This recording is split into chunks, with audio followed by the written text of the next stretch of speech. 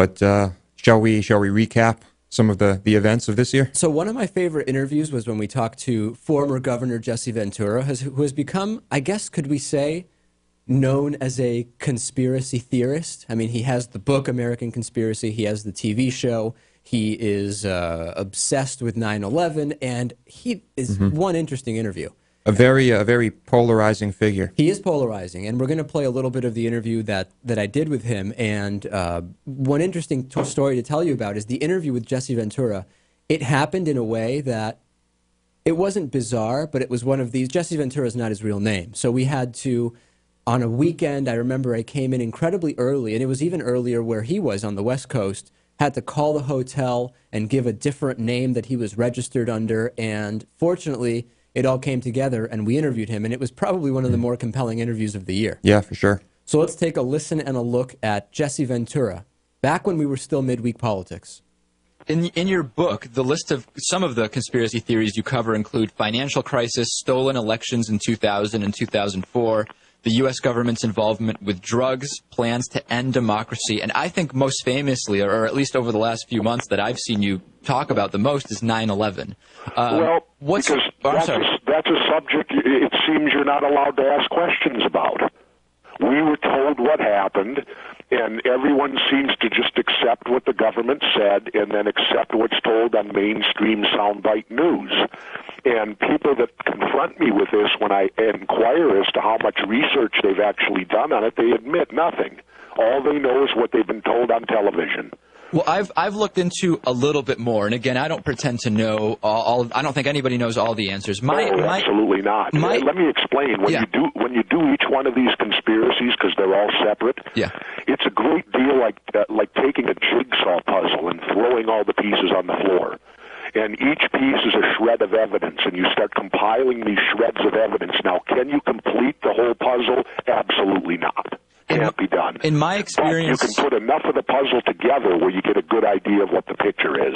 In my experience on the show, talking to a lot of different people, I don't think the majority of those that I talk to have a problem agreeing with the fact that not everything is known. But then we get to some conspiracy theorists who actually say the Bush administration specifically knew and allowed and maybe even planned it for political reasons. Where on that spectrum do you fall? I fall with what you just said. In the research that I've done, it clearly shows.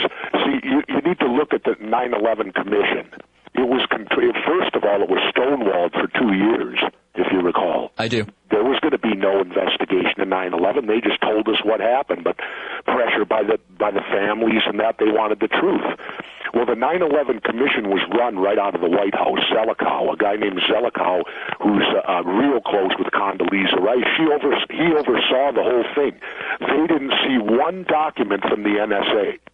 And that's where Richard Clarke comes from, if you're familiar with him. Yeah, he's going to be actually on the show next week. Okay, well, they didn't see one document from the NSA, and if you ask Mr. Clarke, he'll tell you that they were warning as early as May. As early as May, they were under, and in fact, they thought they ramped up, expecting it to happen in July. And the famous memo that went to Condoleezza Rice was in August, correct? Exactly, where she stood out there and looked at the committee and said, we had no idea they would take planes and fly them into buildings. Well, that August 6th memo, that's exactly what it said. What, did she not read it? Why didn't she just admit she didn't read it? What do you think was what did the Bush administration stand to gain from this involvement or allowing this to happen? Well, money and wars. You know, people need to understand that there's great profiteers at war. Whenever a country goes to war, there's a certain minority of people that prosper greatly from it. Look at Halliburton. What is Halliburton worth today compared to what it was worth prior to 9/11? Not even close. And who owns huge shares and was the head of Halliburton? Dick Cheney. You know, I want to make clear to our audience, I have not become a 9/11 truther by any means. But the more I actually read different accounts and different stories about 9/11, there's no question that there are certain specific aspects that I just find very suspicious. Yeah, and we talked about this after the interview, and you made me reveal some of my thoughts on the matter. Now, are you a truther? No, I wouldn't say that. No, I mean, the big things I have questions about are, for example, multiple claims that the black boxes, which we were told were not found, which in and of itself would be hard to believe given that we've always found the black boxes, were seen by people and then taken by the FBI, and then we never hear about it again. There's specific things, and I don't want to get into a whole thing. I'm not a conspiracy theorist, so to speak. I just believe for what is being considered issues of national security, we are probably not being told certain things, which could change the overall picture. I mean, I think that's the point I'm getting. Yeah, definitely. Jesse Ventura mentioned Richard Clarke. Richard Clarke, of course, the author of that infamous memo before 9/11. We talked to Richard Clarke, and the biggest thing I remember from this interview is in the middle of it, and we'll play this for you, he just starts going off on Dick Cheney. And I just remember loving it at the time, just absolutely loving it. So this is the interview with Richard Clarke that we did. Let's take a look at a little bit of that. Dick Cheney has been quoted numerous times as saying that Barack Obama is proactively making decisions that are making the country less safe. I take it you disagree. Yeah, what Dick Cheney is doing is sort of the political equivalent of a hedge fund. He's buying a bet that there will be a terrorist attack and in the United States, and if there is one, he wants it to benefit him and his party politically. So what he's saying now, in advance of a terrorism attack, is there's going to be a terrorism attack, and it's all going to be Obama's fault, and it's Obama's fault because he's not torturing people. It's the most pandering, partisan, despicable kind of activity that any politician could engage in. And it takes a lot of imagination to connect all those dots preemptively, does it not? Yeah, well, it's sort of evil genius kind of imagination, yeah. Talking about cyber war, and again, the book is Cyber War, The Next Threat to National Security and What to Do About It by Richard Clarke, and I've read a majority of it in the time I've had to prepare for the interview. We had a conspiracy theorist type guy on the show a few months back. His take on cyber war was that the government will be spying on citizens through RFID chips and similar type of stuff. You're taking what I think is a much more intelligent approach, and you're seeing it as a country-to-country issue of national security, right?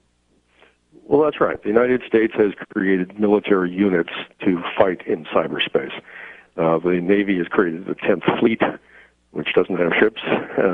The Air Force has created the 24th Air Force, which doesn't have airplanes. And these military units are designed to fight in cyberspace, meaning to destroy things in the physical world by attacking them through the Internet and the control systems that run them.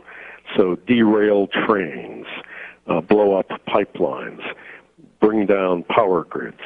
By getting at those things through the Internet and through the control systems that are networked, and everything is controlled through cyberspace these days. So when my friend says to me he's worried about someone stealing his credit card number through Facebook, you're talking about trains, you're talking about even the electrical grid possibly? Well, your friend has a legitimate concern because there are cyber criminals out there. But right. People have talked about that for a long time. What Rob Kanaki and I are talking about in the book Cyber War is something different. It's about how militaries have now moved into cyberspace, and militaries are planning to fight the next war in cyberspace. And they've done all of that without any public discussion, without any strategy that anybody's ever approved, and without any attempt at international control of these things. You know what I think about now when thinking back to the interview with Richard Clarke is in talks of cyber war and takedowns of the Internet and so on and so forth, WikiLeaks. Right? I mean, WikiLeaks to many, and I would disagree, is being considered some kind of Internet attack, so to speak, even though I would flat out deny that this is the type of thing that we're talking about. We believe WikiLeaks is a positive thing. Yeah, I wouldn't call it an attack. It's just a testament to how the Internet works. And it's amazing how just, that's why they call it the information age. And we talked on the last bonus show about the possibility of a full Internet takedown. And we got a lot of emails from our members about that, and it's an interesting segment. I encourage you to check it out. That I believe that in the next 2 years, we are going to at least see an attempt, not a takedown of the Internet, but at least some attempt to escalate fears, Internet terrorism, so to speak. I mean, it just seems like it is the logical thing. And whether it's a foiled attempt or not, I guess remains to be seen. Right. I just think about the chaos that would ensue if a group were to just get into every bank's, major bank's computers and just wreak havoc. It'd be crazy. It would. And I hope it doesn't happen for our sake. Me too, yeah.